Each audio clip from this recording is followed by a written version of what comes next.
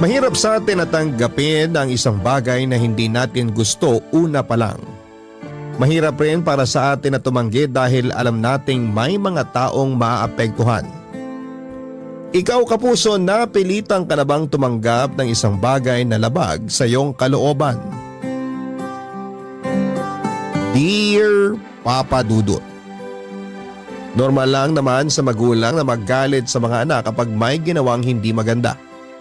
Pero paano nga ba kung inaraw-araw na ang galit sa iyo ng iyong magulang nang hindi mo na alam kung ano ang nagawa mong masama? Ako nga pala si Leia, may revelasyong nangyari sa akin at sa pamilya ko. Ilang taon na ang nakakaraan. 20 anyos lamang ako noon at hindi ko napaghandaan ang katotohanan na naibuhos sa harapan ko. May kinalaman ito sa relasyon ko sa aking nanay na si Tina na noon ay 50 anyos lamang. Nakaedad din ng aking tatay Ferds. Ako lang ang naging anak nilang dalawa, Papa Dudut. Inakala ng mga nakakakilala sa amin na naibibigay sa akin lahat ng kailangan ko dahil nga sa solong anak lamang ako. Pero doon sila nagkamali. Lagi kong nararamdaman noon na may kulang lalo na sa pagtrato sa akin ng nanay ko. Lumaki akong may inggit sa ibang bata dahil nakita ko kung paano sila mahalin at alagaan ng mga nanay nila. Hindi ko kasi yun naranasan sa aking nanay.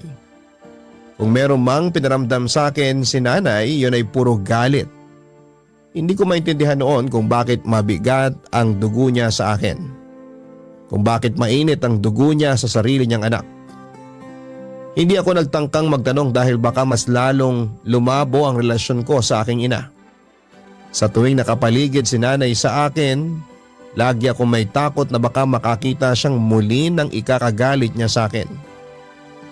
Sinubukan ko namang lahat ng paraan para gumaan ang loob niya sa akin, Papa Dudut. Nag-aral ako ng mabuti para lagi akong nasa top 10 ng klase namin. Nag-ipon din ako mula sa mga allowance na nakukuha ko sa school bilang student assistant para may ibang regalo kay nanay kahit na walang okasyon. Ramdam ko kasi noon na mahilig sa regalo si nanay dahil nagliliwanag lagi ang mukha niya kapag may nagre-regalo sa kanya. Pero noong ako na ang gumawa noon ay parang minasama pa niya. Sinubukan ko rin siyang ipaganda para sa kanyang kaarawan at tulad ng dati ay hindi rin niya nagustuhan.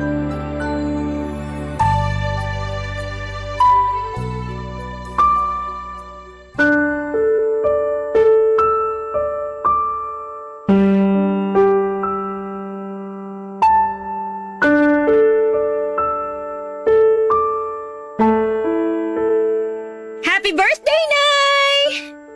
Ano na naman to? Sorpresa po para sa birthday nyo. Next week pa ang birthday ko. Marunong ka bang tumingin ng kalendaryo? Alam ko pong next week pa. Kaya gusto ko pong i-celebrate ngayon ang birthday nyo para sorpresa talaga. Tsaka alam ko po naman na tuwing birthday nyo umaalis kayo ng bahay. Gusto ko lang po makasama kayo mag-celebrate ngayon. Kahit medyo advance. Happy birthday po ulit, Nay! Bakit pa ang hilig mong pangunahan ng mga gusto ko, ha? Ayaw niyo po ba itong inanda ko? Sabi kasi ni tatay, matutuwa raw po kayo kapag sinorpresa ko kayo. Parehas kayo ng tatay mo. Pala desisyon. Hindi naman po, Nay. Hayaan niyo na nga po, andito na rin naman po eh. Bakit hindi pa natin pagsaluhan yung hinanda, Nay? Nagpakabusog na ako sa labas kanina. Kahit ilang subo lang po, Nay. Sigurado akong magugustuhan niyo. Binili ko po lahat yan. At saan ka naman kumuha ng pera? Nakuha ko na po yung allowance ko galing sa school. Anong allowance yan? Bakit di ko alam yan? Nasabi ko naman po dati na… Wala kang sinasabi! Student assistant po ako sa library ng university namin, Nay. Since first year college pa po. Yun naman pala eh! May nakukuha ka naman palang pera. Eh bakit kailangan mo pang humingi ng baon sa tatay mo? Dagdag pa sakit ka pa sa bulsa namin eh! Matagal na po akong hindi humihingi ng baon kay tatay. Kung hihingi man po ako sa kanya, konti lang po. Pandagdag bayarin lang po sa ibang school requirements. Eh di humihingi ka pa rin. Ang yabang pa ng pagkasabi mong may allowance ka na mula sa school nyo tapos umaasa ka pa rin pala sa tatay mo? Ilang buwan na lang naman po, Nay, makakapagtapos na rin ako ng kolehiyo. Pag nagkataon po, pwede ko namang ibalik kay tatay lahat ng nagastos niyang baon mula po nung pinag-aral niyo ako. Maghanap ka muna ng trabaho bago ka mangako ng ganyan. Inuuna mo na naman yung kayabangan mo eh. Nako, andito ka na pala, Tina. Bakit? Kung andito na ako. Nakita mo na agad ang sorpresa sa'yo ng anak mo. Pasensya na kung na-late ako ha. Nag-OT kasi ako sa trabaho. Sayang naman yung extra kong kikitain. Tingnan mo na, Leia. Doble kayod ang tatay mo, tapos hihingi ka pa ng pera kahit may allowance ka naman palang natatanggap? Uy, ano ba naman, Tina? Obligasyon kong bigyan ng pera si Leia para sa pag-aaral niya. Anak ko siya. Anak natin. Sige, ilaban mo pa yung rason mong yan, Ferds. Kaya namimihasa sa kahihingi itong anak mo eh. Hindi naman siya palaging humihingi. At kung hihingi man eh, Huwag na po kayong magtalo sa harapan ng pagkain. Hindi po yun maganda. mabuti pa, kumain na lang tayo. Ayokong kumain. Bakit naman? Busog pa raw po si nanay eh. Sinabi ko bang sumagot ka para sa akin? Sorry po. Kahit konti lang. Para naman di masayang tong pinaghirapan ng anak mo. Sana kasi nagtatanong muna. Eh di hindi na surprise yun. Ikaw naman, Tina. Mukha ba akong nakikipagbiruan sa inyong mag-ama? O sige po, Nay. Kung ayaw niyo naman pong kumain, ayos lang po. Pwedeng bukas na lang natin ito pagsaluhan. O kung sakaling magutom naman po kayo mamaya, pwede ko kayong ipag-init. Tawagin niyo lang po ako sa kwarto ko, Nay. Sa wakas! May nasabi ka ring maganda ngayong araw. Magpasalamat ka naman kay Leia. Para saan? Sa effort niya na ipinaganda ka.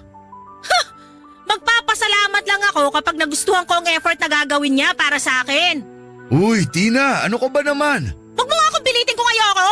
Huwag na po kayong mag-away dahil lang dito. Kasalanan ko rin naman po. Masyado kong in-advance yung birthday ni nanay. Hayaan niyo po, Nay. Ililigpit ko na po ito. Magpahinga na po kayo. Pinalitan mo ba yung bedsheet namin ng tatay mo? Pati rin po yung tuwalya niyo, pinalitan ko na po, Nay. Pinlansya ko na rin po yung punda ng una niyo tulad ng lagi niyong bilin. Pumasok na sina nanay at tatay sa kwarto nila, Papa Dudut, habang ako naman ay naiwang nagliligpit ng mga hinanda ko. Tinanggal ko ang nakasabit na pinaprint kong tarpaulin para sa birthday ni nanay. Tinanggal ko na rin ang mga nakasabit na lobo. Plinano kong ipamigay yon sa mga kapitbahay naming bata. Tinakpan ko na rin ang mga pagkain at saka nilagay lahat sa ref. Hindi na rin ako nakakain dahil nawala na ako ng gana. Lalo na noong narinig kong nagtatalo ang mga magulang ko sa kwarto nila. Pinakinggan ko ang pagtatalo nila, Papa Dudut. Lahat yon ay tungkol sa inasta ni nanay sa sorpresa ko. Kalmadong pinarealize ni tatay kay nanay na pinaghirapan ko ang hinanda ko para sa kanya. Pinaglaban naman ni nanay na hindi niya ako inutusang gawin yon. Nagpakumbaba na lamang si tatay at sinabing matulog na lamang sila kesa mauwi pa sa kung saan ang pagtatalo nila. Nanatili lamang ako sa kusina at doon ay tahimik na umiyak dahil nasaktan ako sa mga narinig kong sinabi ni nanay. Biglang ang lumabas si tatay sa kwarto nila, Papa Dudut, at agad akong pinuntahan. Nagsorry si tatay para kay nanay. Sinabi ni tatay na baka pagod lamang si nanay. Nagbiro pa si tatay na baka raw ayaw lang ni nanay ng reminder na tumanda na siya kaya ayaw niyang mag-celebrate ng birthday. Pinalagpas kong muli ang pangyayaring yon, Papa Dudut. Nagsikap ako makatapos ng pag-aaral at hindi na humingi pa kahit piso kay tatay dahil madalas ngang nagpaparinig si nanay tungkol sa pagbibigay ni tatay ng baon sa akin. Umextra din po ako bilang tagalinis ng bahay ng mga kapitbahay namin para lamang pandagdag sa panggastos ko sa thesis ko. Nalagpasan ko naman yon lahat at sa wakas ay nakapagtapos na rin ako. Inasahan ko magiging proud na si nanay sa akin pero hindi pa rin. Hindi nga rin siya umattend ng graduation ko at tanging si tatay lamang ang kasama ko noon. Nakipag-inuman si nanay sa handaan para sa graduation ng anak ng kaibigan niya. Nasaktan ako doon dahil mas inuna niyang makiselebrate sa pagtatapos ng ibang tao kaysa sa akin na anak niya mismo. Kahit ganoon ay hindi pa rin ako napagod na ipagsiksikan ng sarili ko kay nanay. Hinangad ko pa rin na mahalin niya ako. Kaya nagpursige naman akong makahanap kaagad ng trabaho after kong makapagtapos. Tay! Sumahod na po ako! Aba, talagang adulting na ang anak ko ah. O ano bang plano mo dyan sa unang sahod mo? Kayo po ba, Tay? Ano po bang ginawa niyo sa unang sahod niyo? Ano nga bang ginawa ko dun sa unang sahod ko? Binilan ko ng mga sapatos yung mga kapatid ko. Tapos nag-iwan lang ako ng allowance para sa sarili ko. Yung iba binigay ko na sa lola mo para may panggastos siya sa bahay. Bukod po sa allowance niyo, Tay, ano pang iniwan niyo para sa sarili niyo? Wala na eh. Yung allowance lang talaga. Alam mo namang ako lang ang inaasahan dati ng lola mo. Inuna ko sila syempre. Nung nakapagtapos na yung ibang kapatid ko, saka naman ako bumawi sa sarili ko. Ako kaya, wala naman po ako ibang kapatid para pagkagastusan eh. Kung meron ka mang kapatid ngayon, di rin naman kita uobligayang ibigay sa kanila ang sahod mo. Ako ang tatay. Ako ang bubuhay sa kanila. Pero gusto ko pa rin po makatulong sa inyo, Tay. Kaya nga sa unang sahod ko, bala ko sanang ibigay sa inyo ni nanay lahat. Magtitira na lang po ako para sa pamasahe ko at pangkain sa trabaho.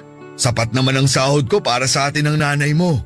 Mas mabuti pang bumili ka muna nung pangarap mong bilhin nung nag-aaral ka pa lang, nung wala ka pang pera. Yan kasi yung gusto kong gawin nun sa unang sahod ko pero di ko nagawa. Wala naman po kasi ako naiisip na gusto kong bilhin eh. Lahat naman na kailangan ko dati, binigay nyo na. Kaya naisip kong hatiin na lang talaga sa inyo ni nanay itong sahod ko. Ipunin mo na lang.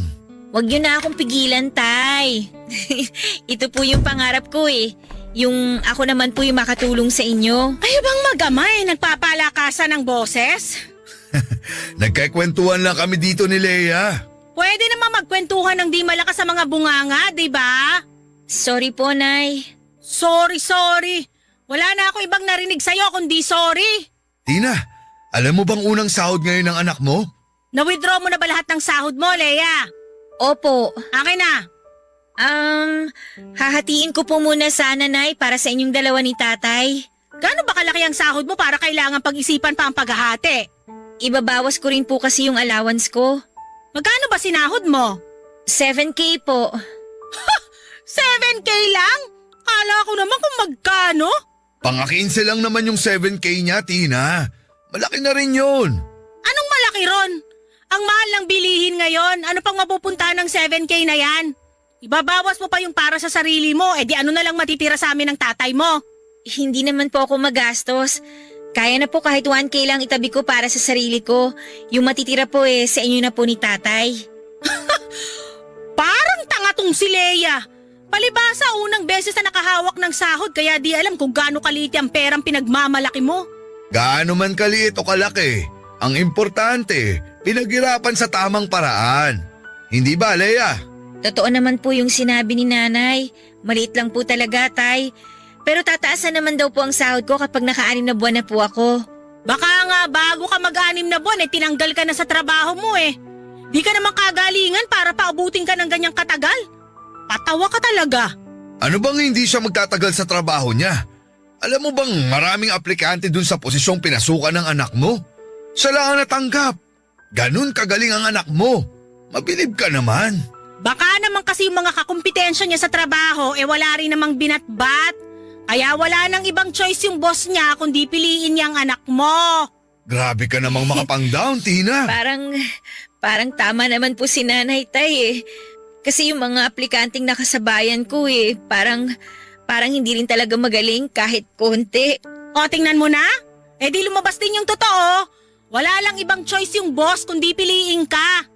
Ay, Leia, anak, pwede bang bumili ka na muna ng merienda sa labas? Kahit anong magustuhan mo ron. Babayaran ko na lang mamaya. Sige po, Tay. Labas na po muna ako.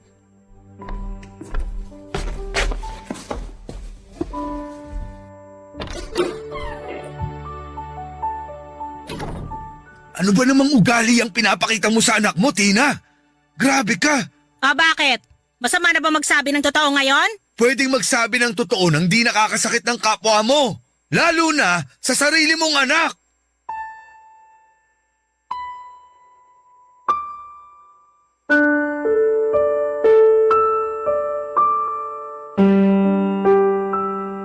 Narinig ko ang pagkatalo ni nanay at tatay mula sa labas ng bahay, Papa Dudut. Hindi ko na pinatapos ang away nila dahil nasaktan na ako sa mga naunang sinabi ni nanay. Kaya nagmadali akong lumayo sa bahay para lamang hindi na sila marinig pa. Binagalang ko ang paglalakad papunta sa tindahan. Ilang tindahang malapit ang nilagpasan ko dahil ayoko munang bumili ng merienda. Alam ko namang pinabili lamang ako ni tatay para lamang makausap niya si nanay tungkol sa akin.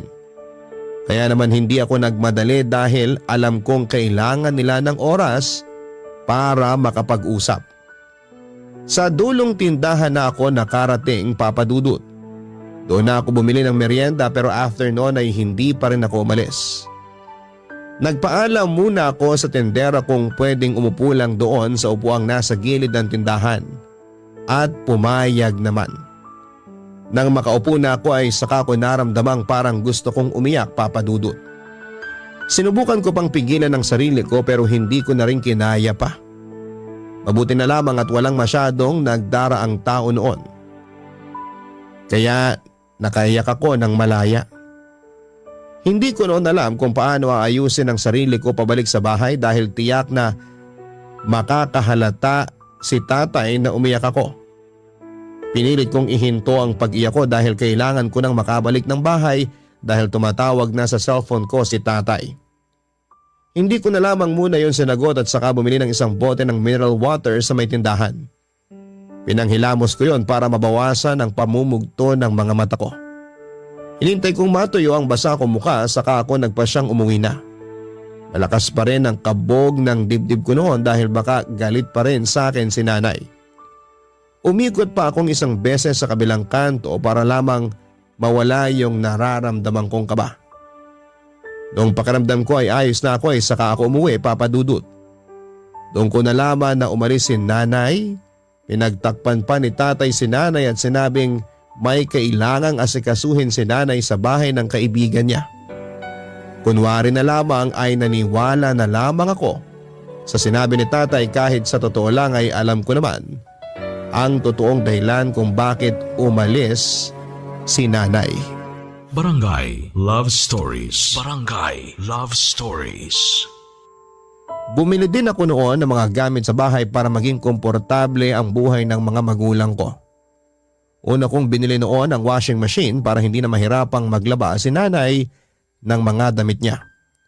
Sinurpresa ko siya noon ng isang semi-automatic na washing machine.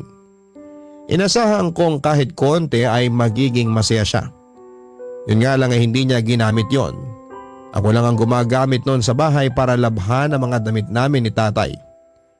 Sinubukan kong inganyohin si nanay na gamitin ang washing machine pero nagalit siya sa akin. Sinabi niyang maaksaya sa tubig at kuryente. Sinabi ko na ako naman ang magbabayad ng bills namin. Pero mas lalo siyang nagalit. Para raw pinamukha ko sa kanya ang kayabangan ko porket may trabaho na ako. Hindi na ako nakipagtalo pa dahil alam kong mas lalo lamang siyang magagalit sa akin. Kinagabihan ay may pumuntang kaibigan niya sa bahay para kunin ang washing machine na binili ko. Nalaman kong binenta ni nanay yon at kinuha niya ang perang pinagbentahan.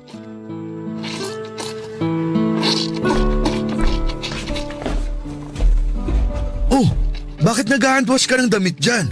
Wala na po kasi yung washing machine natin. Oh, asan? Nagtampo ba kaya bumalik sa mall? Si tatay talaga. Binenta po ni nanay. Oh, bakit binenta? Ang laking tulong nun para makapaglaban ng mga bedsheet at kurtina.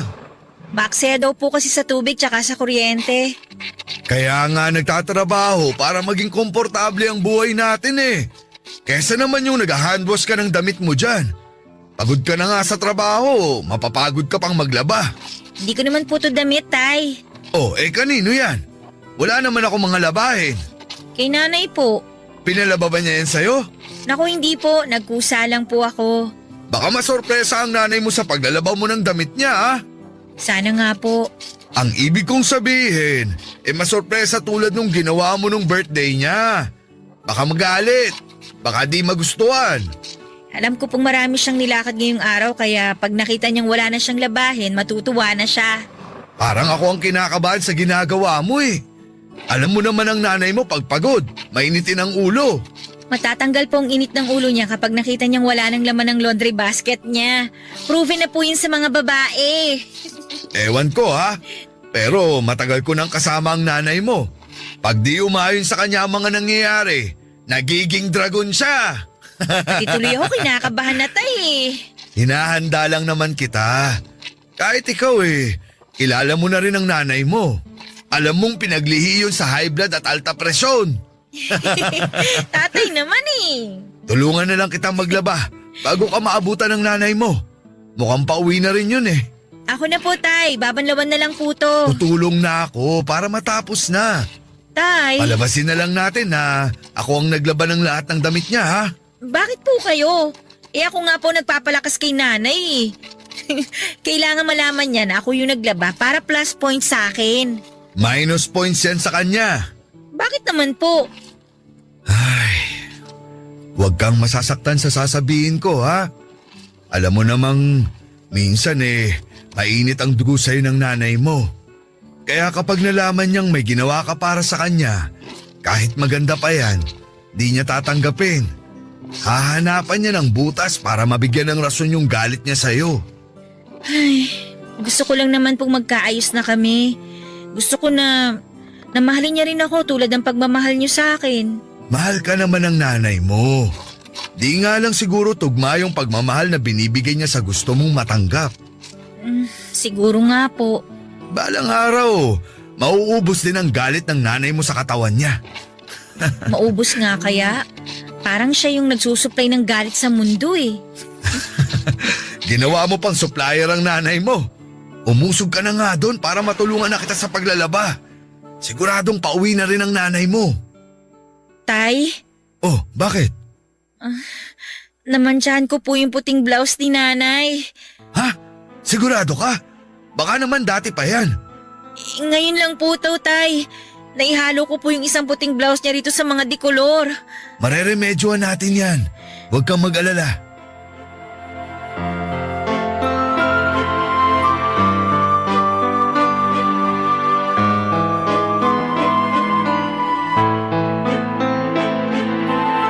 Matinding takot ang naramdaman naming pareho ni tatay nang makulayan ko ang puting damit ni nanay. Sinubukan nga naming remedyohan yon, nag-check ako sa internet ng mga pwedeng home remedy. Sinubukan naming ibabad sa tubig na may suka at bleach pero hindi yon umepekto. Napabili si tatay ng kalamansi at kinaska sa damit pero hindi pa rin natanggal ang pagkakahawa. Nagpakulo rin kami ng tubig at saka ibinuhos yon sa damit at saka muling kinusot pero wala pa rin. Marami na kaming sinubukang gawin ni tatay, matanggal lamang ang pagkakahawa ng dikolor sa puting damit ni nanay. Pero hindi kami nagtagumpay. Nanghina ako nang mapansin kong gumaspang na ang damit ni nanay dahil sa kakakusot namin. Medyo nanilaw na rin yon, Papa Dudut. Tinapos na lang muna namin ang ibang labahan at saka sinampay. Binukod namin ang namansyahang damit, Papa Dudut. Hindi nawala ng pag-asa si tatay na mawawala ang mansya ng damit na yon. Sinubukan niyang itawag sa lola namin kung paano pa masolusyonan yon. Lahat ng pinayo ni lola ay wala ring naging epekto. Kaya sinabi na lamang ni tatay na aaminin na lamang niya kay nanay ang lahat. Sinabi ni tatay na siya na lang ang ako ng nangyari. Hindi ko naman hinayaang gawin yun ni tatay dahil ako naman ang may kasalanan. Kung naging maingat lang sana ako at hindi na nakialam sa mga labada ni nanay ay hindi yun mangyayari. Naiyak na ako kaya mas lalong nagpumilit si tatay na akuin ang kasalanan ko. Bago pa kami makabuo ng desisyon ay dumating na si nanay. Sinalubong agad ni tatay.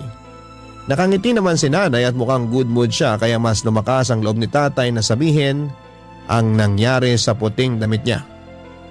Kahit good mood noon si nanay ay nakaramdam pa rin ako ng takot. Wala namang bago doon, Papa Dudut, dahil lagi naman akong takot noon kay nanay. Nadoble nga lang ang takot ko lalo't may nagawa na talaga akong kasalanan sa kanya. Ramdam ko noon na hindi niya palalagpasin ang nagawa kong pagkakamali at ipapamukha yun sa akin habang nasa iisang bubong kami.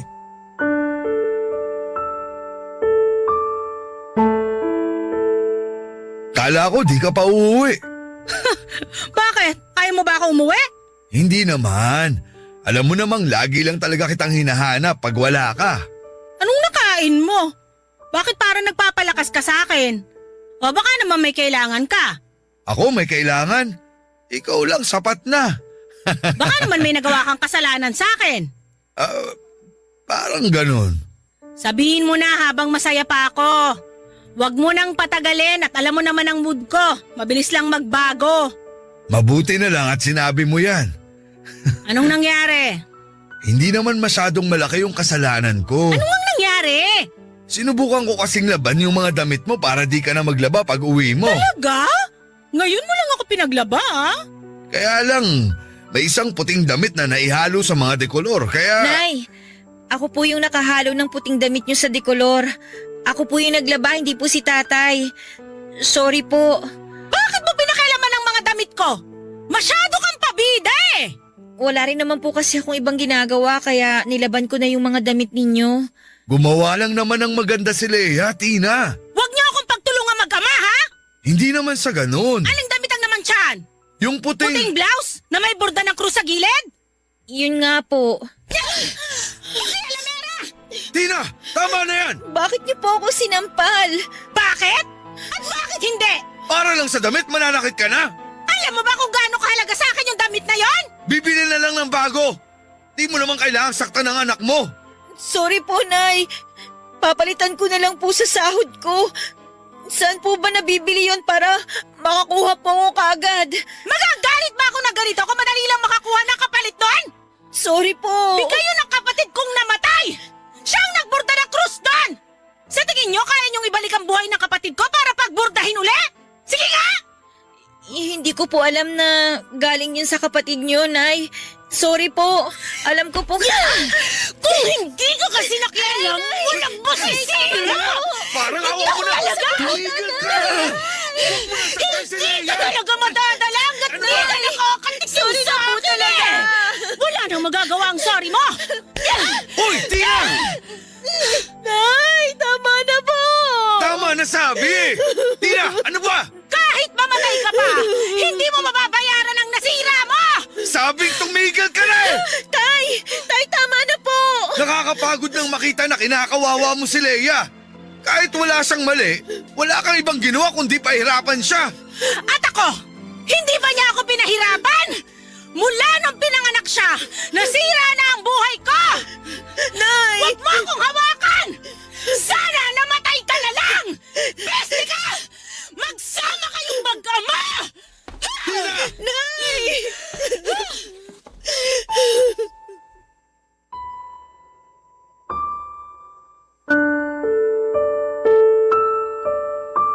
Umalis si nanay at hindi nagpapigil sa amin, Papa Dudut.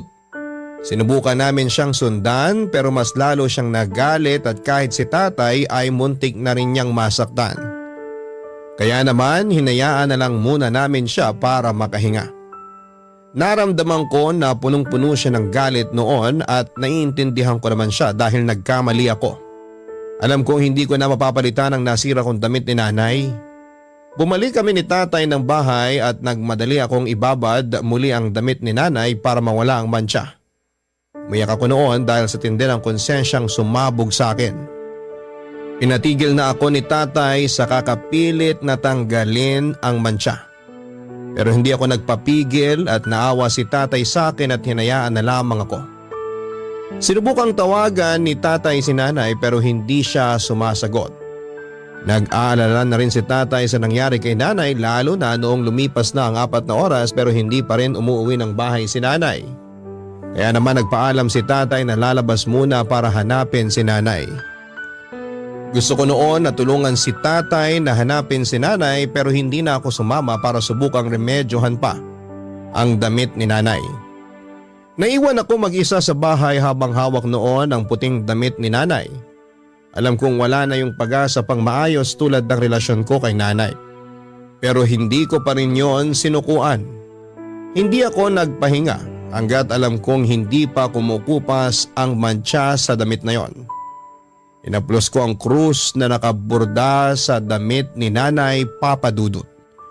Nakita kong luma na talaga ang pagkakaborda ng damit na yon. Nahiya ako dahil nakasira ako ng gamit ni Nanay na alam kong mahalaga sa kanya. Naramdaman ko ngang mas mahalaga ang damit na yon kaysa sa akin. Nasaktan ako habang inuulit ang mga salita ni Nanay sa akin, Papa Dudut. Nasaktan ako habang inaalala kung paano niya hiniling na sana'y mamatay na lamang ako.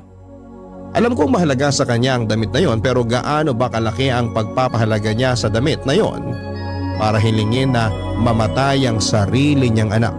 Barangay Love Stories. Barangay Love Stories. Hindi nga natulog si Nanay sa bahay after ng away namin, Papa Dudut. Hindi na rin sinagot ang mga text at tawag namin.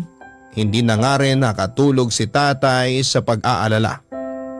Nasa kwarto lamang ako noon at hindi ko rin kayang harapin si Tatay dahil nakukonsensya ako. Nakukonsensya ako noon dahil pakiramdam ko ay kasalanan ko ang lahat ng nangyari. Kahit na nakahiga ay hindi pa rin ako makatulog dahil nagwo-worry na rin ako kay Nanay. Napabangon na lamang ako bandang madaling araw at lumabas ako ng kwarto at doon ay naabutan ko si Tatay na nagkakape habang nakatitig lamang sa kanyang cellphone. Hindi nga niya napansin na lumabas na ako ng kwarto. Baka sa mukha niya ang labis na pag-aalala kay Nanay. Kahit na hindi niya noon sabihin sa akin. Nagtungo ako sa kusina para magtimpla rin ng kape para sabayan siya. Doon niya lang napansin na nasa paligid lamang ako. Kaya naman sinundan niya ako sa kusina. Nagpatimpla na rin siya ng kape at saka nagpakuha ng malamig na tubig. Tahimik lamang kaming pareho noon sa kusina habang nagtitimpla ako ng kape. Noong natapos ako ay saka kami nagtungo sa sala. Di namin napag-usapan si Nanay ng ilang saglit dahil naghihintayan kami kung sino ang unang mag-o-open ng tungkol sa kanya at sa mga nangyari. Hanggang sa makatanggap kami ng text mula sa isang kaibigan ni Nanay. Sinabi niyang kasama niya si Nanay pero huwag daw naming babanggitin kay Nanay na alam na namin. Nakainom daw si Nanay noong nagtungo sa bahay ng kaibigan niya kaya pinatuloy muna doon pansamantala. Nakiusap ang kaibigan ni Nanay kung pwedeng sunduin na lamang bukas ng umaga dahil lalabas daw silang pamilya. Naramdaman namin na nanggugulo na naman si Nanay doon tulad ng ginawa niya may ilang taon na ang nakakaraan. Kahit papaano ay napanatag naman kaming pareho ni Tatay. Inubos lang namin ang aming mga kape at saka nagpahinga na para masundo na si Nanay kinabukasan. Nagbalik na kami sa kanya-kanyang kwarto at nahiga na. Pero kahit na sinundan ko nang ipahinga ang pagod kong mga mata, ay hindi ko pa rin magawang makatulog dahil nag-aalala pa rin ako kay Nanay. Alas 7 na ng umaga nang katukin ako ni Tatay sa kwarto para magpasama na sa akin na sunduin si Nanay. Hindi na kami nakapagbihis pa dahil nagmamadali na kaming masundo si Nanay bago pa siya makatunog na pupuntahan namin siya.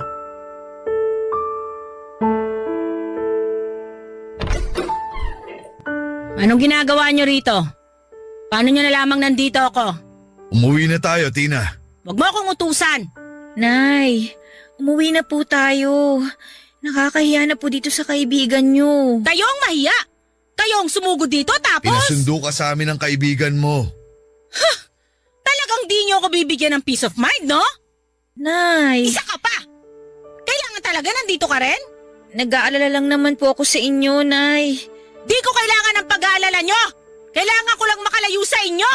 Ayos lang naman sana kung magsasabi ka kung saan ka pupunta. Di ka naman namin pipigilan kung gusto mo mapag-isa eh. Huwag naman sana yung di ka man lang mag-update. Siyempre nag-aalala rin kami sa'yo. Ayoko nga kayong kausapin eh! Ano bang mahirap intindihin doon? Please naman, Tina. Huwag ka na mag-eskandalo rito. Nakakahiya. Dapat naisip nyo yan bago kayo sumugod dito! Sa bahay na lang tayo mag-usap. Dito lang ako! Nakiusap po yung kaibigan niyo na kung pwede sunduin ka na po namin kasi… Huwag mo akong kausapin! Demonyo ka! Kala mo ayos na tayo? Uwi na po tayo, Nay. Sa bahay na po natin ayusin lahat. Baka marinig pa tayo ng mga kaibigan nyo. Wala nang maaayos pa, Leia! Sirang-sira na lahat mula nung dumating ka sa buhay ko! Tina, parang awa mo na. Tama na. Ano po bang nagawa ko sa inyo, Nay? Bakit pang tindi ng galit nyo sa akin? Ginawa ko naman po lahat Lagi kong inuunang nararamdaman ninyo, ang pangangailangan ninyo. Wala akong ibang ginawa kundi humanap ng paraan para mahalin nyo ko. Bakit po, Nay? Bakit po? Bakit ganyan kayo sa akin? Gusto mong malaman ang totoo? Tina, wag dito. Ano ka ba naman? Hindi! Dito na lang natin gawin! Naghahanap ng sagot yung anak mo eh! Tina! Ano po ba yung totoo, Nay? Una sa lahat, huwag mo akong tawaging nanay dahil hindi naman kita anak! Tina, ano ba? Ha? Hindi ko po kayo maintindihan. Anak ka ng tatay mo sa ibang babae! Tay! Leia, anak. Kailangan talaga humingi ka ng eksplanasyon sa tatay mo? Ayaw mo akong paniwalaan? Ha! Hindi kita anak! Bakit sa tingin mo ang bigat ng dugo ko sa'yo? Ano yon? Trip ko lang? Leia, anak. Mahal ka namin at Namin? Ikaw lang ang nagmahal dyan kay Leia! Huwag mo akong idamay! please naman, Tina. Wag mo nang pabigatin ang sitwasyon. Ako ba nagpapabigat ngayon ng sitwasyon? Ako ba nagloko? Ako ba nakabuntis ng ibang babae? Ako ba nag-uwi ng anak sa ibang tao? Di ba ikaw lahat ang gumawa nun? Paano ako ang nagpapabigat ng sitwasyon, Haffords? Bakit ako?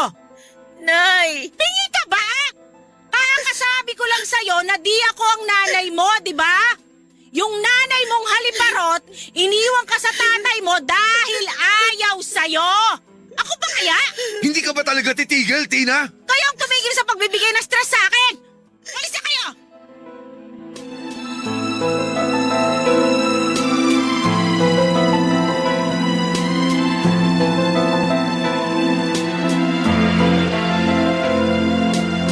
Agad na tumakbo palayo si nanay at ni isa sa amin ni tatay ay walang lakas para sundan pa siya. Hindi makatingin si tatay sa akin habang ako naman ay pilit na pinoproseso ang mga sinasabi ni nanay. Hindi na rin kinontak pang muli ni tatay si nanay. Pinagbigyan niya ang gusto ni nanay na mapag-isa. Inaya na ako ni tatay na umuwi na parang walang nangyari. Hindi ko rin alam ang eksaktong mararamdaman ko kay tatay matapos kong malaman na anak niya ako sa ibang babae. May mga narinig na akong ganito noong bata pa ako at madalas kong maramdaman na niloloko ako ng mga kalaro ko at ng mga pinsang ko na ampun lang daw ako. Inakala kong panunukso lamang yon dahil gano'n naman talaga ang tuksuhan ng mga bata pero totoo pala. Noong nakauwi na kami agad na nagpunta sa kusina si tatay para ipagtimpla ako ng kape. Naya niya akong samahan siyang maupo sa may sala. Alam ko noon na balak niyang pag-usapan namin ang nangyaring revelasyon ni nanay. Sa totoo lang ay ayoko noon na pag-usapan pa dahil hindi ko talaga tanggap pero kailangan na. Papadudot hindi pa man din namin nagagalaw ang kapeng tinimpla ni tatay ay kinausap na niya ako. Sinabi niya lahat ng totoo tungkol sa pagkatao ko. Hindi pinalad si nanay at tatay na magkaroon ng anak dahil may problema sa matres si nanay. Naging problema yon sa kanilang dalawa dahil pangarap ni tatay na magkaroon ng anak at hindi yon naibigay ni nanay. Naging madalas ang pag-aaway nila dahil pakiramdam daw ni tatay ay walang patutunguhan ang pagsasama nila dahil kulang daw kung walang anak. Ayaw naman daw mag-ampon ni tatay dati dahil nga gusto niyang galing sa kanyang magiging anak niya. Nakipaghiwalay muna pansamantala si tatay kay nanay nang lumabas na ang mga away nila.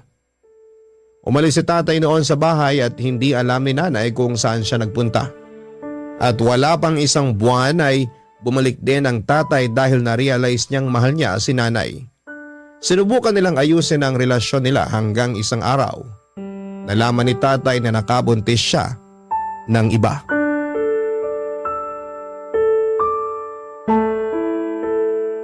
Marisol ang pangalan ng totoo mong nanay. Kumakanta siya sa bar nung nakilala ko siya. Aminado ako na nagandaan ako sa kanya na hinaluan pa ng matinding kalungkutan dahil nga nagkahiwalay kami ng nanay mo. Kaya po kayo pumatol sa kanya? Siya yung unang lumapit eh. May tinanong lang nung una hanggang sa napatawa ko na lang siya. Pagkatapos nun, bawat pahinga niya sa set niya, lagi siyang umuupo sa tabi ko. Nagkaroon ako ng interes. Nung gabing yon, may nangyari sa amin at sa mga sumunod pa. Tumira ako sa apartment niya pansamantala. Masaya naman nung una. Akala ko di na ako babalik pa sa nanay mo. Pero isang gabi, sabi ko sa sarili ko noon, iba pa rin ang nanay mo. Kaya iniwan ko si Marisol. Hindi niya po ba kayo hinabol? Hindi naman. Doon ko lang din nalaman na may boyfriend siya sa ibang bansa kaya di rin kami pwede. Maayos naman kaming nagkahiwalay. Akala ko yun na ang huling pagkikita namin.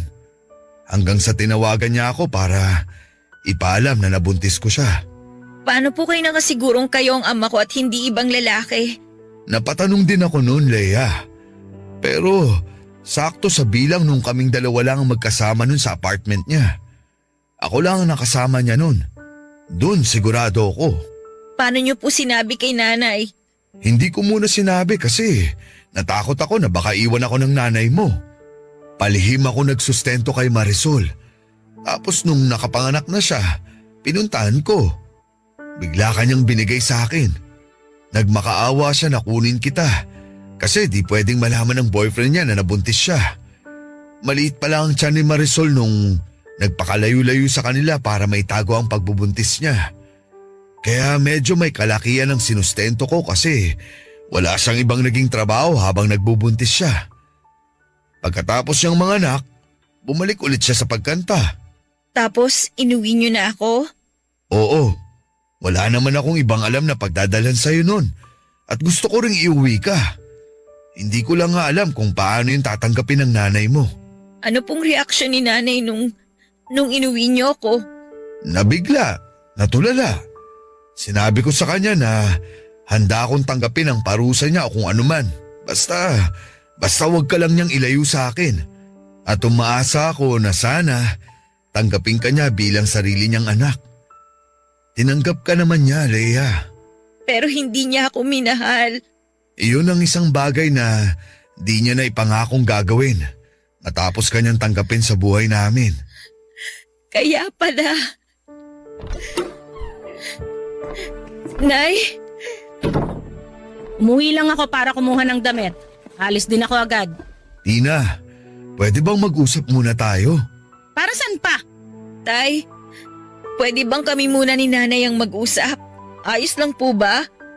Ay, sige. Iiwan ko muna kayong dalawa.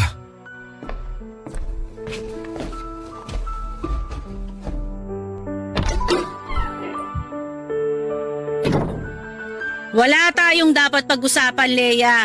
Nalaman mo na naman ang lahat. Huwag ka nang magtanong dahil wala akong balak sumagot. Wala na po ako ibang gustong itanong kundi kumusta po kayo dati, Nay? Nung tinanggap ninyo ako. Ano bang tanong yan? Alam ko po na hindi kayo nakumusta ni tatay sa nararamdaman ninyo nung inuwi niya ako dito. Alam ko masakit yun para sa inyo. Kaya tatanungin ko po ulit kayo, Nay. Kumusta po kayo nun? Sana hindi pa po huli yung pagtatanong ko. Hindi ako okay at hindi ako naging okay. Ayos na ba? Nasagot ko na? Bakit niyo po ako tinanggap? Para di mawala uli ang tatay mo. At naisip ko, makakatulong ka para matabunan yung pagkukulang ko sa kanya bilang asawa dahil hindi ko siya mabigyan ng anak na tulad ng pangarap niya. Karapatan niyong humindi kung alam niyong hindi kayo okay sa nangyayari. Sa tingin mo ba di ko naisip gawin yan? Sa tingin mo di ako nagsisi na tinanggap kita rito? Hindi madali na lagi kitang nakikita. Ikaw ang paalala kung anong kulang sa akin. Kaya ako mabigat ang dugo ko sa'yo dahil yun sa pagkakaipit ko sa sitwasyon na ginawa ng tatay mo. Nanay mo ang sumira ng buhay ko. Habang buhay kong dadalin yon. At habang buhay kong ipapaalala sa'yo ang galit ko. Kung dyan po kayo makakakuha ng paraan para gumaan ang nararamdaman ninyo, sige lang po. Sasaluhin ko po lahat. Kasi pasasalamat ko na lang po sa inyo yon. Kasi kinupkup niyo po ako. Binigyan niyo ako ng matitirahan. Dinamitan ninyo ako. Inalagaan niyo ako nung bata ako kahit na ayaw niyo. Salamat po, Nay. Kasi kahit mahirap para sa inyo natanggapin ako, ginawa niyo. Andito pa rin ako dahil minsan tinanggap ninyo ako.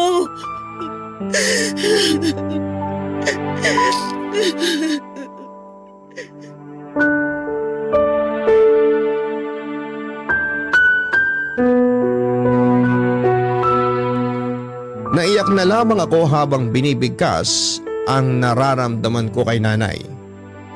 Wala akong galit sa kanya noon kahit na sabihin pang hindi niya ako pinakitaan ng maganda mula pagkabata. Mula noong malaman ko ang totoo, lumaki ang simpatya ko sa kanya dahil hindi biro ang ginawa niyang pagtanggap sa akin. Kaya wala akong karapatan para magtanim ng galit sa kanya dahil tao lamang siya. Tao lamang siya na minsan ay pinagtaksilan dahil sa kakulangan. At ayoko noon na iparamdam ulit yon sa kanya at nagpasalamat ako ng paulit-ulit dahil yun lang ang nakita kong paraan para maiparamdam sa kanya na malaking bagay ang ginawa niyang pagtanggap sa akin. Inasahan kong magagalit siya, magwawala o di naman kaya ay muli akong sasaktan. Pero nagulat na lamang ako na bigla niya akong niyakap at umiyak. Humingi siya ng tawad sa mga pagpapahirap niya sa akin. Hiningi niya rin ang tawad sa mga pagkukulang niya sa akin bilang isang ina. Sa unang pagkakataon, Papa Dudut, ay pinaramdam niya sa akin na siya ang nanay ko. Hindi man ako nanggaling sa kanya pero sinabi niyang anak pa rin niya ako.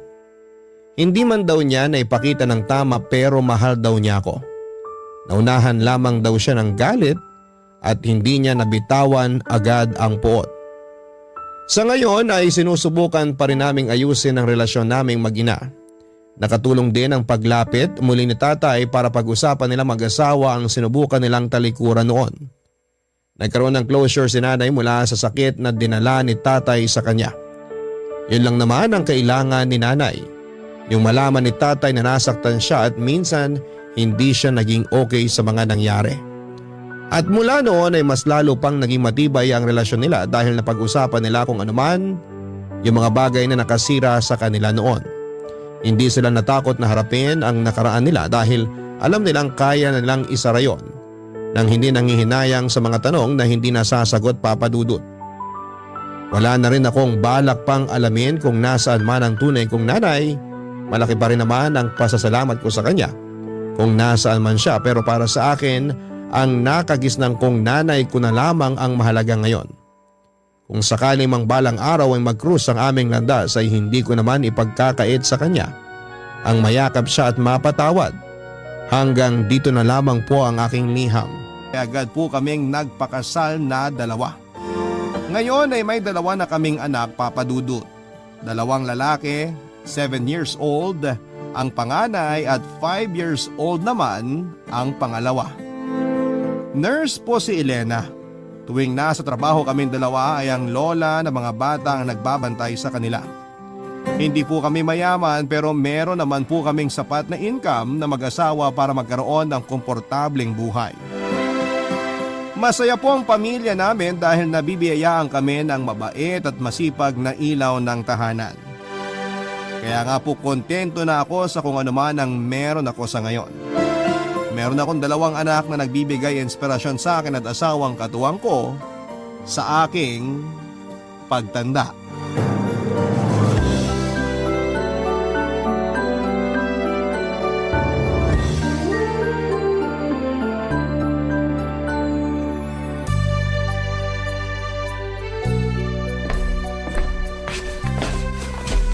Oh, ba't gising pa ang asawa ko?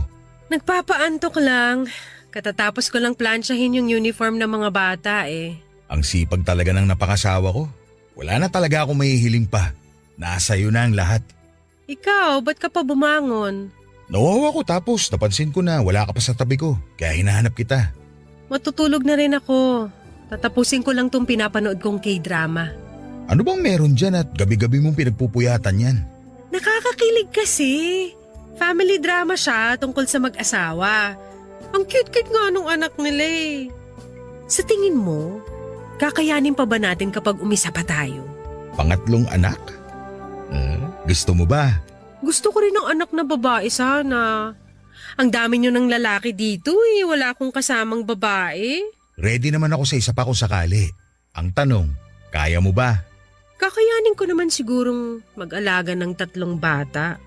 Gusto mo, subukan na natin ngayon? Nagmamadali? Chill ka muna dyan. Maaga pa pasok natin bukas. Ay, speaking of pasok, sa ospital pala kahapon, alam mo bang may nag-iskandalo dun? Talaga? Ano nangyari? Yung kasamahan ko kasing nurse, plano na pala niya makipaghiwalay sa asawa niya. Eh biglang bumisita yung asawa sa ospital para humingi ng sorry. Ito namang kasama ko, napuno na lang din siguro nung makita niyang pagmumukha ng asawa niya, kaya ayun, nagwala sa harap ng mga pasyente. Ano ba kasing ginawa ng asawa niya? Ano ba nga ba, di ng babae? Mga lalaki talaga, hindi na nakontento sa asawa nila. Sinabi mo pa. Kaya ikaw ha, ayus-ayusin mo mga desisyon mo sa buhay. Kapag ikaw niloko mo ko, hindi ako mag-iiskandalo. Buburahin agad kita sa buhay ko. Hindi ko magagawa yun. Alam mo naman kung gaano ko kaloyal sa'yo eh. Dapat lang. Pero grabe ka naman sa buburahin. Burado agad. Hindi ba pwedeng bigyan ng second chance? Anong second chance? Bakit may bala ka bang lokohin ako? Siyempre wala. Hindi ko magagawa yun sa'yo. Naisip ko lang yung mag-asawa na nakwento mo. Ayaw na ba talaga ng babae? Ayaw niya nang bigyan ng second chance yung asawa niya? Tama lang yung ginawa ng kasama ko. Hindi na dapat binibigyan ng second chance sa mga cheater. Kasi kapag ginawa mo yun, para mo na rin tinanggap yung ginawa niya. Eh, kahit mag-ayos na lang sila para sa mga anak nila. Yan! Ganyan kayo! Ginawa niyo pang panangga yung mga bata, eh di sana! Naisip niyo yan bago kayo gumawa ng kasalanan! Tsaka nyo na lang kasi naaalala na may anak pala kayo pagkatapos nyong makaraos. Oh, bakit galit na galit? Uy, hindi ako yun ng babae. Eh kasi naman, ang kakapal talaga ng mukha ng mga cheater. Yung iba nga nagagawa pa nilang ipasa sa asawa nila yung sisi. Minsan, kaya nagiging abusado ang mga cheater na yan dahil sa mga chance na ibinibigay ng mga taong marurupok eh. Kapag gumawa ng kasalanan ng isang tao, by choice yun. So dapat ibigay sa kanila yung deserve nilang punishment. Kaya para sa akin, hindi talaga uubra ang second chance. Ginusto mo yan? So kailangang harapin mo ngayon ang consequences. Oh, tama na yan. High blood ka masyado eh. Mas lalong hindi ka makakatulog yan. Nakakagigil kasi. Oo na. Tara na, matulog na lang tayo. Mauna ka na, tatapusin ko lang to. 10 minutes na lang. Okay, sige. Antayin kita sa kama para sabay na tayo matulog. Papadudod sa isang insurance company po ako nagtatrabaho. Ilang taon na rin po ako sa kumpanyang ito at maganda ang mga benepisyong natatanggap ko sa kanila kaya nagtagal ako sa kanila. Marami na akong katrabaho at naging kaibigan na nakilala pero karamihan sa kanila ay lagi akong iniiwanan para maghanap ng mas magandang opportunity. Sa trabahong ito ko na po nakilala ang bagong empleyado na si Christine. Tahimik lamang si Christine sa unang linggo niya sa opisina. Pero pagtagal na mga buwan matapos siyang makapag-adjust sa bago niyang workplace ay biglang lumabas ang totoo nitong personality. Kalog siya, papadudot, maingay, sobrang ingay at palakaibigan siyang tao at karaniwan siya ang bumubuhay sa dating boring naming opisina. Kung sa classroom ay may tinatawag na class clown, sa amin ay merong office clown at si Christine po yun. Paminsan-minsan, ang ginagamit nitong paraan para magpatawa ay ang makipag-flirt sa mga office mate niyang lalaki at hindi ako nakaligtas doon, papadudot. Kahit alam niyang pamilyadong tao na ako ay sige lamang siya sa pakikipagharutan sa akin dahil para sa kanya, joke lang ang lahat at bawal itong seryosohin. Nung una ay sinasabayan ko pa ang mga biro ni Christine sa akin dahil buong akala ko nakatuwaan lamang ang lahat. Pero kalaunan ay napapansin ko na medyo nagiging totoo na ang mga banat ni Christine. Napatunayan ko ito nang minsang hinintay niya na makapag-out ako sa trabaho.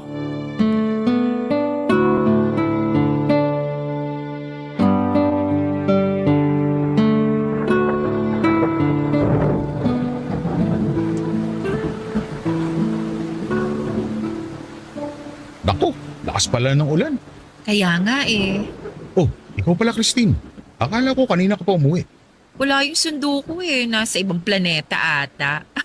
So, hindi ka susunduin ng asawa mo ngayon? May out of town work asawa ko kaya wala akong sundo today. Bad trip nga eh. Kung kailan wala akong sundo, saka naman umulan. Ang ganda ng panahon kaninang umaga eh. May bagyo ba? Di ko lang sure. Paano ka uuwi niyan? Commute? Di ako marunong mag-commute eh. Hatid sundo na kasi ako simula nung nag-aaral pa lang ako. Kaya wala akong alam kung anong dapat mga sakyan ko. Magbuka na lang ng sasakyan. Wala akong app na ganun eh. Sabi ko nga, hatid sundo ako. O sige, ako na lang magbubuk para sa'yo. Actually, hinintay talaga kita para sana magpahatid ako sa'yo. Ha? Sa akin? May kotse ka di ba? Meron pero saan ka ba nakatira? Sa Batasan Hills. Sige na, paggabi na oh. Kakayanin ba ng konsensya mo na umuwi ako na mag-isa? Baka mapano ko. Wala ka. Hinihintay na kasi ako ng asawa ko eh. Sabihin mo na lang na may hinatid kang katrabaho mo kaya late ka umuwi. Huwag kang mag-alala. Magpipitch in na lang ako sa panggas. Hindi naman problema yung gas. Pero sige na nga. Yay! Thank you, Rocky. Nakakatakot kasi mag-commute. Alam mo na, daming mga mapagsamantala dyan. At least kapag ikaw naghatid sa akin, mapapanatag ako na safe ako. Ngayon lang to ah. Bukas magpasundo ka na lang sa kapatid mo o sa tatay mo.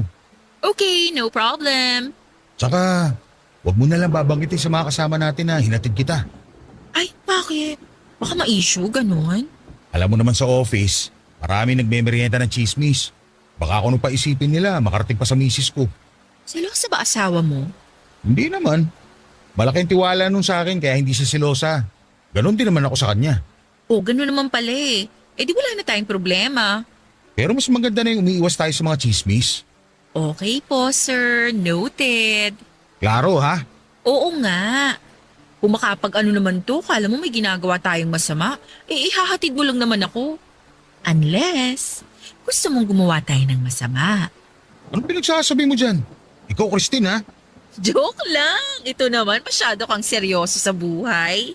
Antayin mo na lang ako rito. Kukunin ko lang yung kotse. O eto, gamitin mo tong payong ko. Mahirap na baka magkasakit ka pa. Mamimiss kita kapag umabsent ka sa office. Joke lang ulit. Ito naman, hindi na mabiro. Dito ka lang. Opo, sir.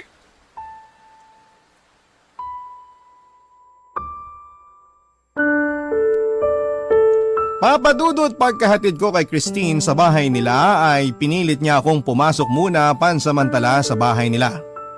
Sobrang lakas na kasi ng ulan noon na halos mag-zero visibility na kaya nahirapan po akong mag-drive. Pumayag po ko sa anyaya niya at may kalakihan ng bahay nila Christine, Papadudot.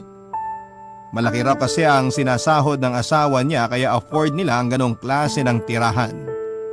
Nang mga oras na yon ay nasa nanay naman niya ang mga anak nila kaya walang katao-tao sa bahay. Habang nagpapatila ng ulan ay ipinag-bake ako ni Christine ng oatmeal cookies na matagal na niyang ipinagyayabang sa office. Kape habang nagkwekwentuhan sa sarili naming buhay. Doon ko nalaman Papadudot na matagal na palang hindi maganda ang relasyon nila Christine at ng asawa niyang si Joseph. Nagsasama na lamang daw sila para sa mga anak nila at alam ni Christine na may ibang babae ang asawa niya. Tuwing nagpapaalam ito na mag-out of town siya para sa trabaho ay alam niyang hindi trabaho yon, kundi binibisita lamang niya ang babae niya. Tumagal din ng ilang oras ang kwentuhan naming dalawa Papadudot hanggang sa medyo nag-init ang paligid. Nagsimula kasing maging touchy si Christine sa akin habang nakasuot ng maikling shorts at sleeveless na pangitaas. Papadudot, nang gabing yon ay isang kasalanan po ang nagawa ko sa asawa ko. Nagpatalo po ako sa temptasyon at pumatol ako sa isang babaeng may asawa na. Isang kasalanan ang nagawa ko Papadudot. Barangay Love Stories. Barangay Love Stories. Sobrang guilt ang naramdaman ko Papadudot nang ma-realize ko kung ano ang ginawa ko.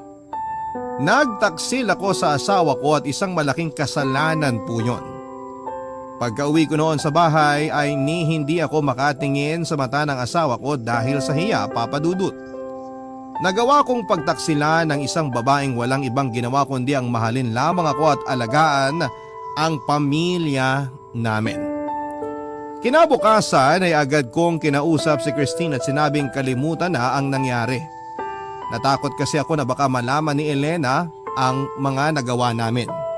Pero tinawanan lamang ako ni Christine, Papa Dudut, at hindi raw big deal para sa kanyang mga nangyari. Para sa kanya ay laro lamang yon. Nagtikiman lang daw kami at pinangako niyang hindi na mauulit yon. Sa katunayan ay parang wala lang sa kanyang mga nangyari. Balik ulit siya sa dati niyang gawi na nakikipagharutan sa mga lalaki sa office. Dahil sa mga nangyari, iniwasan ko na po si Christine, Papa Dudut, at kung maaari ayoko siyang lumalapit sa akin. Hindi na ako sumasabay sa mga biro niya. Gusto kong iparamdam sa kanya na pinagsisisihan ko ang mga nangyari. Nangako naman sa akin si Christine na tikom ang bibig niya sa mga nangyari. Hindi raw siya kiss and tell na tao at nakahinga ako doon, Papa Dudut. Ayoko rin naman pong husgahan ang buong pagkatao ni Christine dahil lamang sa mga nangyari. Hindi ko alam kung ano ang pinagdadaanan niya dahil alam kong lahat ng tao ay may kanya-kanyang problema sa buhay. Ang problemang yon ay nalaman ko noong may mapansin ako kay Christine isang beses, Papa Dudut.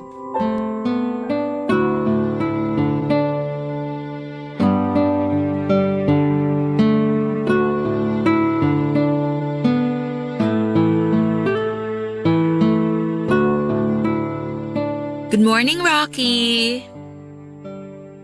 Ay, suplado. Walang sagot. Oh, good morning. Okay, makikiraan lang po. Sandali lang, Christine. Yes, bakit po? May dumi ka yata sa mukha. Ah, ito ba? Hindi to dumi. Eh ano yan? Pasa? Aalis na ako. Marami pa akong trabaho. Pasa ba yan? Sinasaktan ka ba ng asawa mo? Hindi to pasa, makeup to. Contour. Contour lang to. Hindi mo magigets kasi lalaki ka. Pasa yan eh. Hindi nga, kulit. Sige nga, pisilin mo nga. Kung hindi masakit, maniniwala akong makeup yan. Bakit ba interesado kang malaman? Ano ngayon kung pasa to? Concern lang ako kung sinasaktan ka ba ng asawa mo. Anong gagawin mo kung oo? Ipaglalaban mo ba ako? So sinasaktan ka nga. Hindi. Pero nag-away kami kagabi. Napagbuhatan niya ako ng kamay. Kailangan mo yung report. Violence against women yan. Hindi na kailangan. Konting pagtatalo lang yun. Akala mo naman hindi kayo nag-aaway ng asawa mo. Nag-aaway kami pero hindi ko siya sinasaktan. Eh di sana all hindi sinasaktan. Ano ba pinagawain niyo? May kinalaman ba ako dyan? Di ba nakwento ko na sa'yo na matagal nang patay ang relasyon namin ni Joseph? Nagsimula siyang mambabae hanggang sa nasanay na lang ako. Minsan nagsiselos pa rin ako kasi mahal ko yung tao. Pero ano pa nga bang magagawa ko? Hindi niya na ako mahal eh. Hindi mo sinagot yung tanong ko. Nag-away ba kayo dahil sa nangyari sa atin? Gusto mong malaman ng totoo? Oo. Ikaw ang dahilan kung bakit kami nag-away. Walang nga naman, Christine. Bakit mo sinabi sa kanya? Hindi ko sinabi, nalaman niya. Paano? Nakita niya sa CCTV. Christine naman, bakit hindi mo sinabi may CCTV pala sa bahay niyo? Sinasadya mo ba to para masira kami ng asawa ko? Hindi ko rin alam. Hindi ko alam na nagkabit pala siya ng CCTV sa bahay. Paano ngayon kung malaman ni Elena yung nangyari? Wala na tayong magagawa ron. Kapag nasira ang pamilya ko, kasalanan mo to. Bakit ako lang? Ako lang bang mag-isang gumawa nun? Hindi ba na-enjoy mo rin? Ginusto mo rin yung nangyari, Rocky. Hindi ko ginusto yung nangyari. Pinagsisisihan ko nga yun eh. Wala nang magbabago kahit magsisihan pa tayong dalawa. Nangyari na ang nangyari. Pero babalaan kita, Rocky ha. Mapaghiganti ang asawa ko. Ihanda mong sarili mo. Para saan? Aalis na ako. Marami pa akong kailangang tapusin. Teka! Christine, sadali lang! Bigla akong binalot ng takot sa mga nalaman ko, Papa Dudut. Hindi ako takot sa maaaring gawin ni Joseph, ang kinakatakot ko ay kapag nalaman ni Elena ang katotohanan. Hindi ko kayang makitang nasasaktan ang asawa ko, Papa Dudut. Sobra-sobra talaga ang pagsisisi na ginawa ko ang bagay na yon, pero wala na akong magagawa kundi ang harapin ang bunga ng pagtataksil ko. Tuwing nasa bahay ako ay pinapakiramdaman ko ang bawat galaw ng asawa ko, Papa Dudut. Anumang oras kasi ay maaaring kausapin ni Joseph si Elena, lalo na't nasabi ni Christine kung saan kami nakatira. Ito ang dahilan kung bakit siya binugbog ng asawa niya para malaman kung saan kami nanunuluyan. Sobrang guilty na mga galawan ko noon, Papa Dudut. Naging masipag ako sa bahay, inaako ko na noon ang mga karaniwang trabaho ng misis ko tulad ng paghuhugas ng pinggan at pagpaplansya ng mga damit ng bata. Naging extra sweet din ako sa kanya, Papa Dudut. Araw-araw ay para ako naglalakad sa gilid ng bangin na anumang oras ay maaari akong mahulog. Alam ko na may paparating na problema. Hindi ko lamang alam kung kailan po ito mangyayari. Pero hindi na po tumagal ang paghihintay ko, Papa Dudut. Dahil nang minsang umuwi ako galing sa trabaho ay isang bisita ang naghihintay sa bahay. Walang iba kung hindi si Joseph.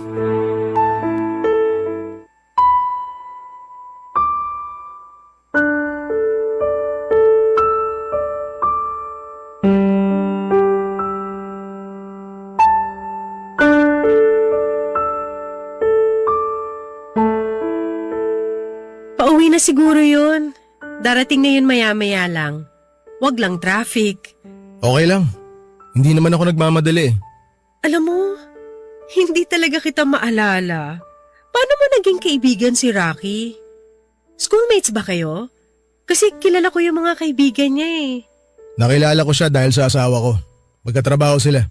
Ganun ba? May kaibigan pala yun sa office nila.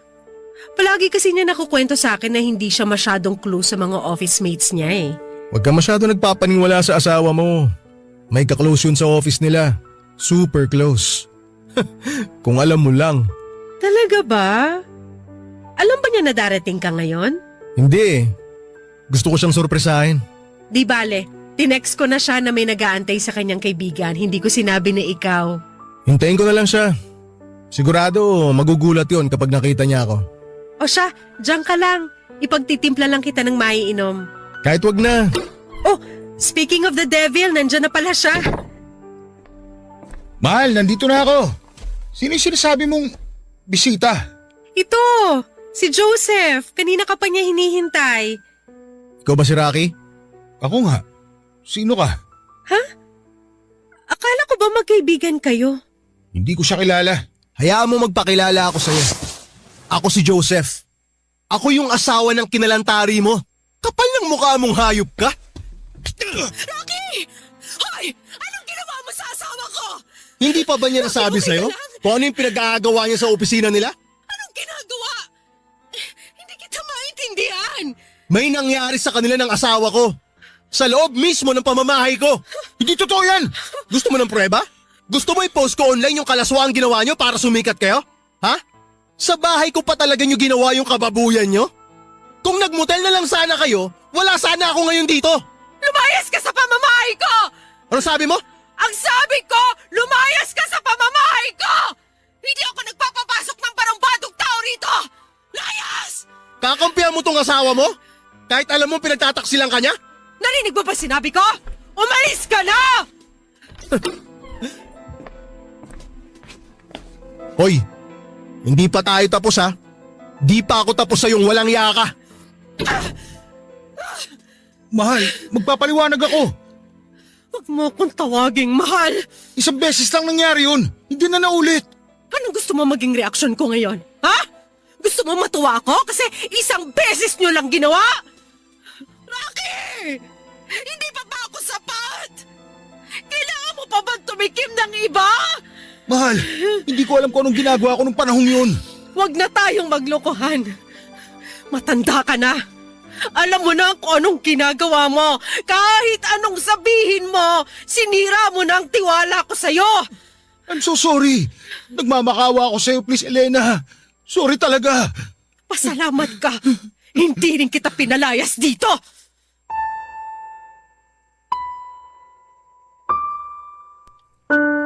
Papadudot ng gabing yon ay pilit akong iniwasan ni Elena. Hindi niya ako kinikibo at kahit na anong paliwanag ang sabihin ko ay sarado na ang tenga nito. Sapat na raw ang nalaman niya at hindi na raw magbabago ang katotohanang nakipagtalik ako sa ibang babae. Hindi po mahilig sa komprontasyon si Elena, papadudot, at hanggat maaari ay umiiwas siya sa away at sa gulo. Iyon ang masakit para sa akin, papadudot. Alam kong nasasaktan siya dahil sa mga nagawa ko. Gusto kong magalit siya, gusto kong sigawan niya ako. Yung kahit murahin pa niya ako, mailabas lamang niya ang galit sa puso niya pero hindi niya yon ginawa sa akin. Nanahimik lamang siya buong gabi. Sa mga sumunod na araw ay ginawa ko po ang lahat para mahingi ang kapatawaran ng asawa ko. Paulit-ulit na paghingi ng tawad ang ginagawa ko kahit na nagmumukha na akong siramplaka. Alam ko po kasing wala nang mangyayari kahit na anong paliwanag ang gawin ko. Cheating is cheating at walang anumang salita ang makapagliligtas sa akin mula sa ginawa kong yon. Halos isang linggo ring ibinigay sa akin ni Elena ang silent treatment bago siya nakapagdesisyon sa isang bagay. Gusto na niyang makipaghiwalay sa akin. Masyado raw masakit ang nangyari para sa kanya at buong akala raw niya ay isang lalaking loyal at family-oriented ang taong pinakasalan niya pero nagkamali pala siya. Papadudot, binigyan niya ako ng 3 araw para magayos ng mga gamit ko at para magpaalam sa mga anak namin. Barangay Love Stories. Barangay Love Stories. Papadudot, napakalaki ng pagsisisi ko na nagawa ko ang bagay na yon kay Elena. Napakabuting tao ng misis ko at siya na siguro ang pinakamagandang bagay na nangyari sa akin. Pero dahil sa mga nangyari ay nasaktan ko siya. Sinira ko ang tiwalang ibinigay niya sa akin. Sinira ko ang sariling pamilya namin. Wala na po ako nagawa pa kundi ang sundin ang kagustuhan ni Elena at yun na lamang ang tanging bagay na magagawa ko sa kanya ang bigyan siya ng panahon at oras. Pansamantala po akong nangupahan matapos akong palayasin ng asawa ko. Nang mga panahong yon ay sinikap kong makabalik sa pamilya ko. Sinubukan kong kausapin si Elena ng ilang beses kahit na ayaw na niya akong makita. May isang gabi nga na natulog pa ako sa labas ng bahay namin para lamang makita siya. Wala na po akong pakialam kahit pagchismisan pa kami ng mga kapitbahay namin. Ang mahalaga ay mabuo ko ulit ang pamilya ko na sobrang miss na miss ko na noon. Pero nanatiling bato ang puso ni Elena, papadudot. Katulad ng sinabi niya noon ay hindi siya nagbibigay ng second chances lalo na pagdating sa cheating. Ayaw niyang suportahan ang mga lalaking piniling mag-cheat tapos ay hihingi ng second chance sa huli. Umabot ng 2 buwan na wala kaming kontak noon ni Elena at handa na akong tumigil, papadudot. Akala ko ay wala na akong pag-asa hanggang sa makausap ko ang isang taong hindi ko inaasahan na siyang magbibigay sa akin ng lakas para magpatuloy.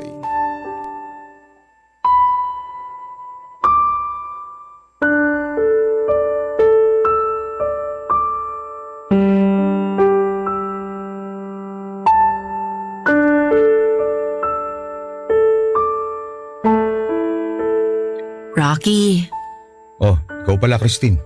ano nang balita sa'yo? Sa inyo ng asawa mo? Bakit mo tinatanong? Concerned lang naman ako sa'yo. Ang laki na ng pinagbago mo eh. Tignan mo nga yung sarili mo, ni hindi ka na makapag-shave. Kumakain ka pa ba? Ang payat mo na oh. Ano ba pakialam mo? Kinukumusta lang naman kita. Huwag mo na subukan sumali sa away namin mag-asawa. Wala ka na dun. May pakialam ako kasi akong dahilan ng lahat. Proud ka? Proud ka na ikaw ang dahilan ng lahat? Hindi. Nahihiya ako sa'yo na nadamay kayo ng asawa mo sa problema namin ni Joseph. Kaya gusto kong bumawi. Nandito lang naman ako eh kung gusto mo nang makakausap. Hindi ko kailangan na makakausap. Kailangan kong pamilya ko na nawala dahil sa'yo. Sana hindi na lang kita hinatid. Sana hinayaan na lang kita nung araw na yon. Kung yan ang ikagagaan ng loob mo, na may tao kang sinisisi, sige, ako na lang. Sisihin mo ko, sa akin mo ibaling ang lahat. Ako na nga ako ng kasalanan nating dalawa. Magalit ka sa akin, okay lang. Pasensya ka na. Miss ko na sila eh. Miss ko na ang asawa ko. Gusto ko na ulit mayakap ang mga anak ko. Hindi ko na alam kung anong gagawin ko, Christine. Alam kong alam mo kung ano ang dapat mong gawin. Ipakita mo sa asawa mo na nagsisisi ka sa nangyari. Huwag kang tumigil.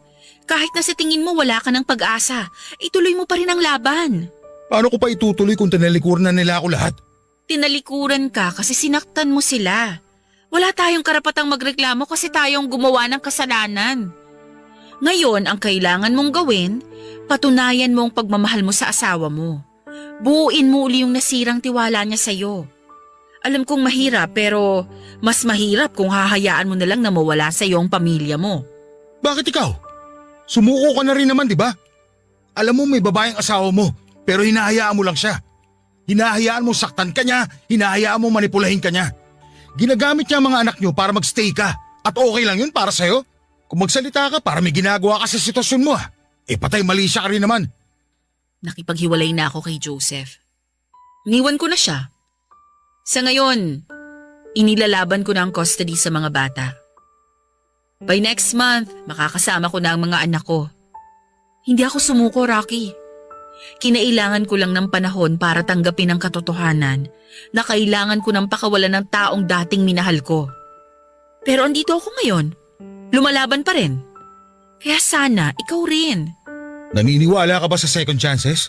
Ako? Oo naman. Pero ang second chance, mahirap makuha yan. Kailangan mong pagtrabahuhan.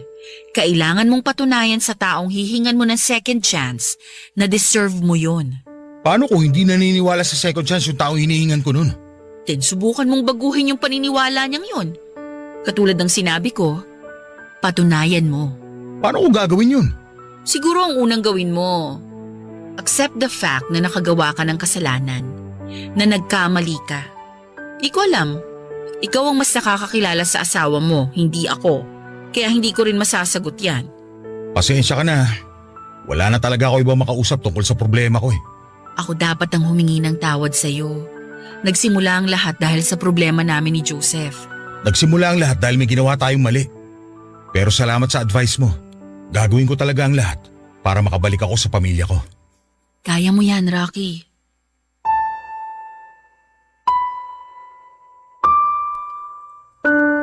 Papadudot 5 buwan din akong nalayo sa pamilya ko. Hanggang sa dumating ang araw na nag-celebrate ang bunso naming anak. Yun ang nakita kong opportunity para makalapit sa pamilya ko. Kahit na hindi ako invited ay nagpunta ako sa birthday celebration ng anak ko, Papa Dudut. Hinayaan lamang ako ni Elena nang makita niya ako sa party. Ayaw daw niyang gumawa ng eksena dahil ayaw niyang masira ang araw ng anak namin. Iba yung saya ang naramdaman ko, Papa Dudut, noong makasama kong muli ang pamilya ko. For the first time after 5 months ay muli kong nahagka ng mga anak ko. Doon na rin po ako humingi ng tawad sa kanila dahil wala ako sa tabi nila. Inirason ko na lamang na sobrang busy ako sa trabaho kaya hindi ko sila nakakasama. Pero laking gulat ko na lamang noong sabihin sa akin ng panganay ko na alam na raw nila ang dahilan kung bakit palagi akong wala. Pinalayas daw ako ng nanay nila dahil may iba akong babae. Nag-init ang dugo ko, Papa Dudut, nang marinig ko sa bibig mismo ng anak ko ang kalokohang ginawa ko. Nagalit ako kay Elena pero hindi ko kaagad siya kinumpronta. Nalungkot ako sa mga nalaman ko. Hindi naman kailangang idamay pa ang mga bata sa away namin mag-asawa pero ginawa pa rin niya yon. Hinintay kong matapos ang birthday celebration bago ko sinubukang kausapin si Elena, Papa Dudut.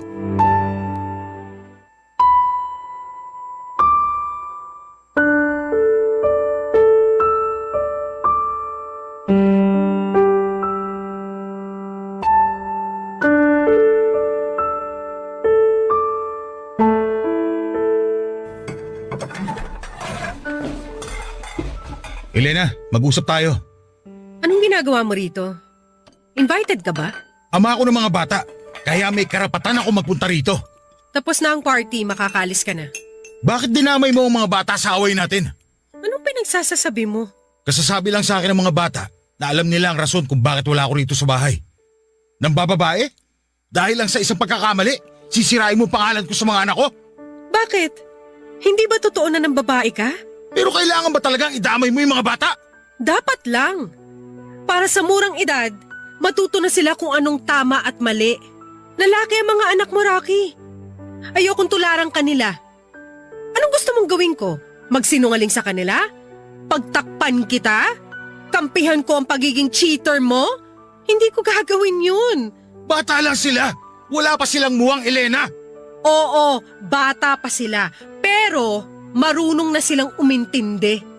At gusto kong habang bata pa sila, matutunan nila kung ano ang nagagawa ng pagtataksil sa isang pamilya. Gusto kong isa puso at isa isip nila na ang cheating ay nakakasira ng pamilya. Ngayon, alam na nila ang feeling kung paano mawala ng ama. At sigurado akong hindi nila ipaparamdam yon sa magiging anak nila kapag sila na mismo ang nagkaroon ng sarili nilang pamilya. Ganun ba talaga ako kasamang ama? Yan ang konsekwensya sa ginawa mo, Rocky. Sana may natutunan ka rin. Sana next time, bago ka gumawa ng kalaswaan, maisip mo ang mga anak mo. Kahit hindi na ako, yung mga anak mo na lang. At kung paanong ayaw mong masira ang pangalan mo sa kanila. Nakausap ko ang mga bata. Humingi na ako ng tawad sa kanila. Inamin ko ang totoo at nangako ko sa kanila na hindi na ako uulit. Yun din ang gusto ko sanang gawin sa'yo, Elena. Gusto ko mag-sorry na niloko kita, na sinaktan kita. Pangako sa'yo, hindi mo na mararamdaman ulit yun. Kaya please, sana bigyan mo ulit ako ng ikalawang pagkakataon. Paano ko makakasiguro na hindi mo na uulitin yung ginawa mo kapag binigyan kita ng second chance? Dahil ama ako at ayoko na mawalay sa mga anak ko. Kung alam mo lang kung gaano ko namimiss sa mga bata. Sobrang miss na kita. Miss ko na ang mga anak ko. Miss ko na ang pamilya ko. Sana maniwala ka sa akin na pinagsisisihan ko na ang ginawa ko. Alam mo naman na hindi ako marunong magbigay ng second chance, di ba? Kahit ngayon lang. Hindi ko sasayangin ang pagkakataon na ibibigay mo sa akin. Alam mo ba kung gaano ako nasaktan sa ginawa mo? Sobrang sakit, Rocky. Hanggang ngayon, nasasaktan pa rin ako. Alam mo kung bakit? Kasi never kong inakala na magagawa mo sa akin to. Nangako tayo sa isa't isa, pero sinira mo yung pangakong yun. Paano ba tayo makakabalik sa dati kung bawat tingin ko sa'yo, naaalala kong ginawa mo? Bigyan mo ako ng chance na magsisi, na bumawi. Gusto kong ibalik natin ang lahat sa dati. Please, Elena, kalimutan na natin yung nangyari. Magsimula tayo ulit. Mahal kita at ayoko mawala ka sa buhay ko. Mahal din kita kaya ako ginagawa to. Pero hindi ganun kadali ang magpatawad eh. Alam ko na mapagpatawad ang Diyos, pero hindi ako Diyos, Rocky. Tao lang ako. Nasasaktan, nagtatanim ng sama ng loob, nagagalit. Please, Elena. Luluhod ako ngayon sa harapan mo. Huwag kang lumuhod. Baka makita tayo ng mga anak mo, huwag mo nang ipahiya pa ang sarili mo. Wala akong pakialam kahit mapahiya ako. Ang gusto ko lang mangyari ngayon ay mapatawad mo ko. Gusto mong bumawi? Gusto mong bumalik? Sige, pagbibigyan kita sa isang kondisyon. Anong kondisyon mo? Gagawin ko ang lahat. Makakabalik ka lang sa pamilyang to kapag naibalik mo na sa akin yung nawawalang tiwala ko sa'yo. Maraming salamat, Elena. Makakaasa kang gagawin ko ang lahat. Hindi ko kayo bibitawan. Gagawin ko talaga ang lahat para sa'yo at sa mga anak natin. Papadudod, parang nareset ang relasyon namin ni Elena. Para akong namatay sa isang online game at bumalik muli sa simula. Ginawa ko ang lahat na makakaya ko para lamang maibalik lahat ng tiwala ni Elena sa akin. Niligawan ko ulit siya at ipinakita ko sa kanya at sa mga anak ko na deserving ako sa second chance nila. Ang unang ginawa ko, Papa Dudut, ay nag-resign ako sa dati kong trabaho at lumipat sa ibang kumpanya para mapanatag ang loob ni Elena na hindi na kami nagkikita ni Christine. Halos 3 buwan ko ring binuo ang nasira naming pamilya. Hanggang sa nagbunga naman po ang lahat ng ginawa ko. Sa huli ay napatawa din ako ng asawa ko at binigyan niya ako ng second chance. At muli niya akong tinanggap bilang asawa at ama ng mga anak namin. Simula noon, Papa Dudut, ay pinangako ko na sa sarili ko na hindi ko na gagawin muli ang pagkakasalang nangyari. Hindi ko na sasayangin ang pagkakataong ibinigay sa akin ng misis ko. Sa ngayon po, Papa Dudut, ay unti-unti na naming naibabalik sa dati ang masaya naming pamilya. Pilit na rin po naming kinakalimutan ang parte ng buhay namin yon. Ibinaon na lang namin sa nakaraan ang mga nangyari. Ang masaya po na balita ay buntis na po si Elena sa pangatlo naming anak. At isa po itong baby girl katulad ng kanyang hiling. Masaya ako, Papa Dudut, dahil sa kabila ng mga nangyari ay nagkaroon ng happy ending ang kwento ko. Ang panalangin ko na lamang po ay magtuloy-tuloy ang saya na meron kami sa kasalukuyan. Hanggang dito na lamang po, and thank you, Papa Dudut, sa oras and chance na ibinahagi mo ang kwento ko sa bawat Pilipino at umaasa akong marami kayong natutunan sa mga naging pagkakamali ko.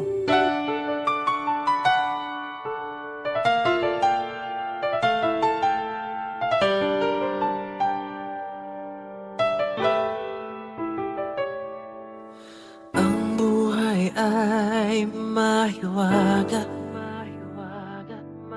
laging may lungkot at saya. Sa Papa Dudut Stories, laging may karamay ka.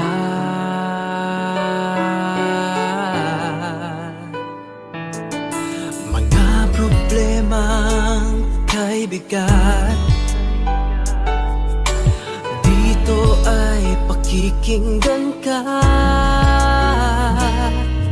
Sa Papa Dudut Stories, kami ay iyong kasama.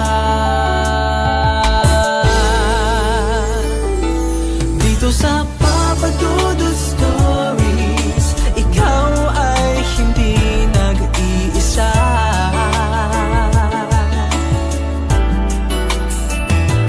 Dito sa Papa Dudut Stories, may nagmamahal sa'yo. Papa Dudut Stories, Papa Dudut Stories,